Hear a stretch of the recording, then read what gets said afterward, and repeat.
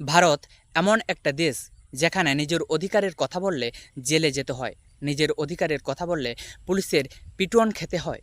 ভারত এমন একটা দেশ যেখানে 20 জুলাই দিল্লিতে ছাত্রছাত্রীদের যেখানে প্রোটেস্ট চলছিল, সেখানে এই প্রোটেস্ট, এই আন্দোলনকে ভাঙার জন্য, এই আন্দোলনকে দমন করার জন্য পুলিশ কিভাবে সেখানে ছাত্রছাত্রীদের উপর লাঠিচার্জ করে, যেটা দেখে মনে হয় না যে ভারত সরকার সত্যি দেশের জনগণকে, দেশের স্টুডেন্টস, দেশের যুবকদের মানুষ বলে মনে করে।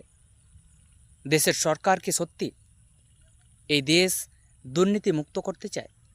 যেখানে ছাত্রছাত্রীদের দাবি ছিল যে দুর্নীতি মুক্ত, বা যেখানে পরীক্ষার পেপার লিক হচ্ছে এইসব যাতে বন্ধ হয়, যাতে দুর্নীতি মুক্ত হয়, দুর্নীতিমুক্ত পরীক্ষা হয়, যাতে কোনো রকম দুর্নীতি না হয়, এটার দাবি রেখে ছাত্রছাত্রীরা দিল্লিতে আন্দোলন করছিল।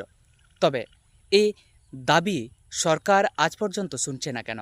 সরকারকে সত্যি দুর্নীতিমুক্ত দেশ গড়তে চায়, নাকি এই দুর্নীতি ধরে রাখতে চায়?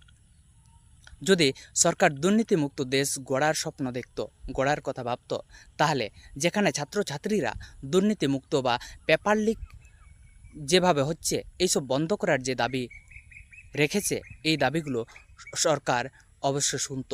কিন্তু আজ পর্যন্ত সরকার এসব শুনছে না। কেন? কারণ এই থেকে বোঝা যাচ্ছে যে সরকার দুর্নীতিমুক্ত করতে চায় না। এই দুর্নীতি যাতে এইভাবেই চলতে থাকুক এবং পেপার লিক যাতে এইভাবে হতেই থাকুক, এটাই চায় সরকার। এর থেকে বোঝা যায়। তবে এই আন্দোলন শুধু ছাত্রছাত্রীদের নয়, এই আন্দোলন শুধু যুবক যুবতীদের নয়, এই আন্দোলন দেশের সকল জনগণের, সকল নাগরিকের।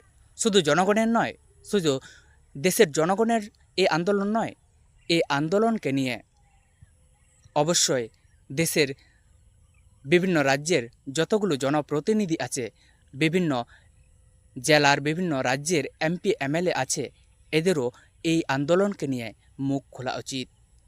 শুধু এই আন্দোলন দেশের জনগণের নয়, জনপ্রতিনিধিদেরও এই আন্দোলনকে নিয়ে ছাত্রছাত্রীদের পক্ষে কিছু কথা বলা উচিত।